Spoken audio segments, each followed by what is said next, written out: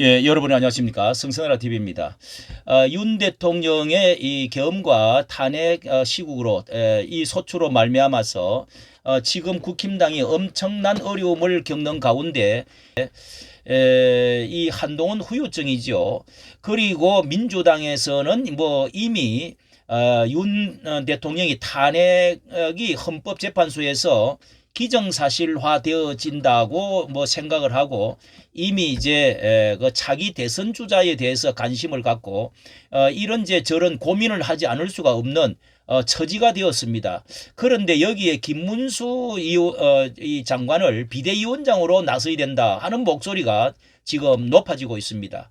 그리고 드디어 김문수 의원이 숨겨져 있다가 이제 그동안에 어떤 깨고 갤럽 이 조사에서 다시 두각을 나타내는 이런 이제 그 대선 차기 대선 주자로서 이제 드러나고 있습니다. 이에 이것은 이제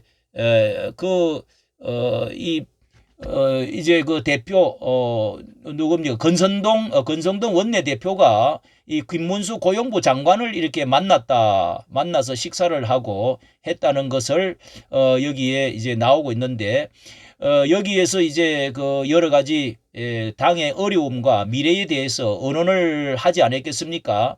어떤 역할을 맡아줘야 되겠다 하는 것들을 지금 생각을 하고 있는 것으로 보입니다. 자, 그러면서 이번에 갤럽 조사에서 나온 것을 보면은요. 윤 탄핵 후에 자기 지도자 선호도 이것을 관심을 많이 갖고 있는데 자, 여기에서 뭐 추종을 불허하는 사람이 독주하고 있는 사람이 바로 이재명이고요. 그가 37%입니다. 37%. 한동훈과 홍준표는 5%인데요. 예, 그리고 조국 3%, 오세훈, 김문수, 이준석, 유승민이가 각각 2%입니다. 2%. 안철수 의원씨가 1%고요. 자, 여기 이재명 37%라고 하지만은 한동훈은 한때는 이재명을 앞선 적도 있었습니다. 인기가 좋았을 때 초기에. 그런데 지금은 7배 차이로 57, 35, 7배도 넘게 이거는 이제 완전히 가버렸습니다. 아무리 자신이 탄핵하는데 앞장서서 잘했다. 뭐 그런 분위기가 나온다 할지라도 배신자의 아이콘이 너무도 각인이 깊게 되었습니다. 또 그런 인간이 되어서도 안 되지요. 자, 홍준표는 제가 말씀드린 대로 홍콜라로 이 한동훈을 시원하게 때려줌으로써 그 표를 이제 홍준표 쪽으로 그가 이제 물러가고 홍준표 쪽으로 옮겨온 그 효과를 많이 봤다. 예. 그리고 뭐 앞으로 또 여러 경력이나 볼 때 대통령 후보가 안 될 수 없다고도 할 수가 없죠. 자, 그런데 여기에서 오세훈은 뭐 분석을 해보면은 이 민변 쪽으로 옛날에도 좌파 쪽으로 있었고 중도를 좋아하는 사람입니다. 예, 그런 사람이고 김문수와 성격이 달라요. 그리고 김문수는 확실하게 자, 다음에 말씀을 드리도록 하고 이준석은 지금 집안 일도 바쁩니다. 이게 지금 집안에서 싸움이 붙었습니다. 유승민 뭐 이런 안철수 의원 이런 사람도 그렇고요. 자, 그러면은 여기에 다음에 이제 보면은 이게 이제 여기 자유일보에서는요. 국힘 비대위원장으로 김문수를 비대위원장으로 김문수 장관 적극 검토하라. 이렇게 이런 제목으로 머리말에 올려놓은 것이 있습니다. 이게 상당히 의미가 있는 것이죠. 예, 뭐 육선의 주호영, 5선 건영세, 나경원, 김기현 등 중진 인물이 하마평에 오르고 있지만은 이 신경전이 있지만은 왜 이런 말을 하게 되느냐 하면은 자 여기에 앞으로 김문수 노동부 장관이 고려할 필요가 있다. 정치권이나 행정부 경력이나 정치 행정부의 경력 그리고 많은 경력 가운데 이번에 행정부 경력까지 이제 쌓았죠. 이 이념적 정체성 또 이만한 후보를 찾을 수가 없다. 이런 시민 사이의 지지도가 우파 시민 사이의 지지도가 엄청 높다. 이게 대선이 현실화될 경우에 총력 동원이 이루어져야 한다는 점에서 김 장관의 역할이 더욱 중요하다. 참 이런 말을 하고 있습니다. 그렇습니다. 김문수는 제가 한동훈과 비교를 해서 10가지 유리한 점이 어떤 것이냐 하고 그의 경력, 뭐 그의 그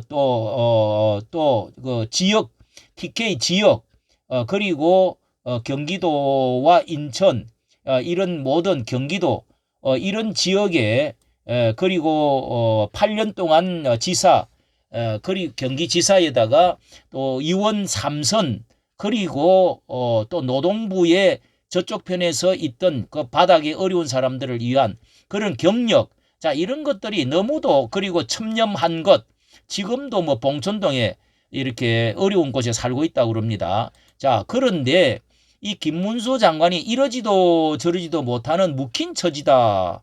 이렇게 펜앤마이크에는 이런 말을 쓰고 있네요. 묵힌 처지다. 왜 그러느냐 그랬더니 비대위원장 후보 거론되지만 장관 한 명만 더 그만두면 내각이 마비가 된다고 그렇게 지금 이럴 수도 저럴 수도 없는, 자 여기 좀 끼어가지고 지금 이런 탄핵 정국에 탄핵을 찬성했나 반대했냐, 자 이런 말들이 있는데요.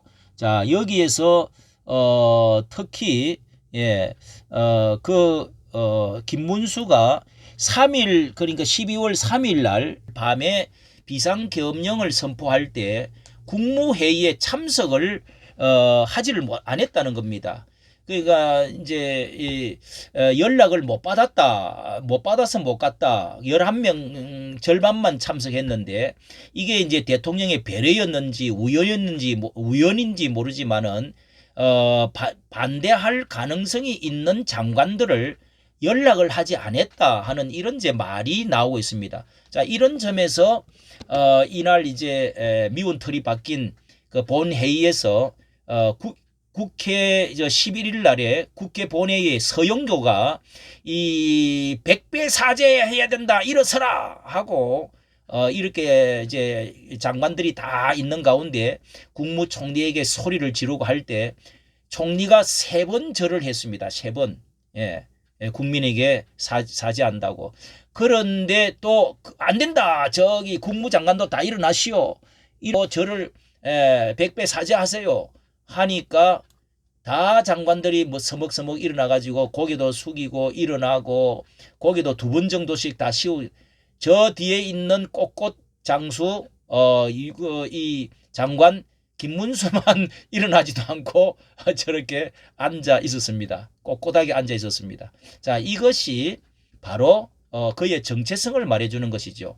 자 이런 점에서 이때 그 윤건영 의원이 왜 당신은 사과하지를 안 했냐고 추궁을 했는데요.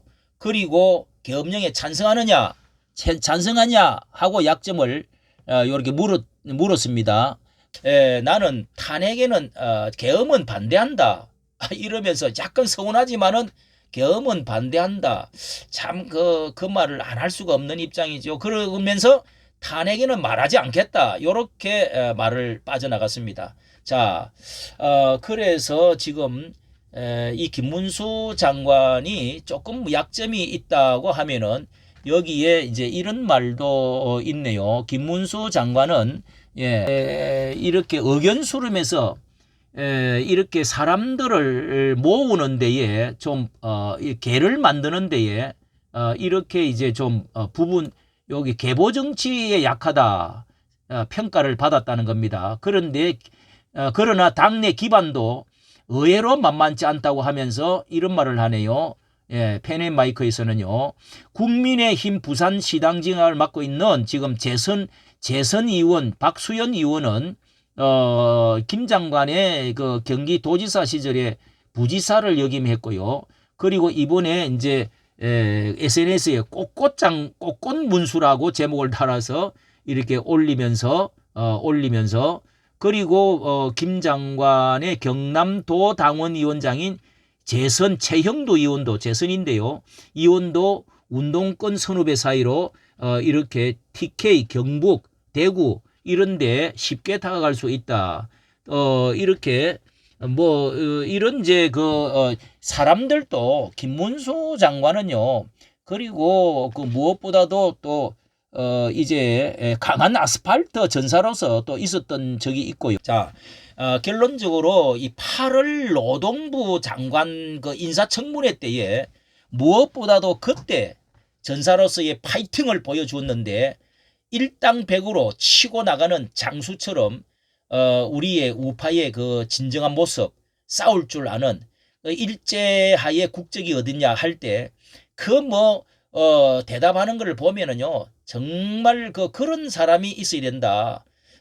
그리고 이번에 이 갤럽 조사에서 보면은 이 오세훈, 김문수 이제 홍 시장이 5%를 받았지만은 홍 시장도 약점이 그분도 이제 너무 이제 김문수에 비하면은 약점이 있습니다. 그리고 두 사람이 이제 앞으로 아마 맞붙을 수 있는 가능성이 있다고 보는데 여러 면에서 김문수가 더 낫다고 보아집니다.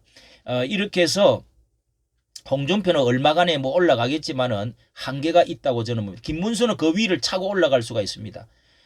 이재명은 언제 갈지 일극체제로 어버이 누구처럼 그렇게 지금 숭앙을 받는 것 같지만은 존경받는 사람이 절대로 아닙니다. 결국은 집단 체면에 빠져 있는 이 이상한 더불어민주당 이거는요 기독교적인 입장에서는 절대로 하나님이 함께하는 곳이 아니라고 저는 믿습니다. 언제 갈지를 모른다는 거. 지금은 기고만장하지만은 한 번에 가는 수가 있습니다. 다들. 자, 이런 점에서 김문수 장관이 앞으로 여기 국힘당의 지금 어려움을 추스리는 데에 앞장을 서고 어른이 되어 주시고 그리고 나아가서 앞으로 대통령 후보로서 승리할 수 있는 이런 사람이 되어질 수 있기를 간절히 바랍니다. 이까지 정치 감사합니다.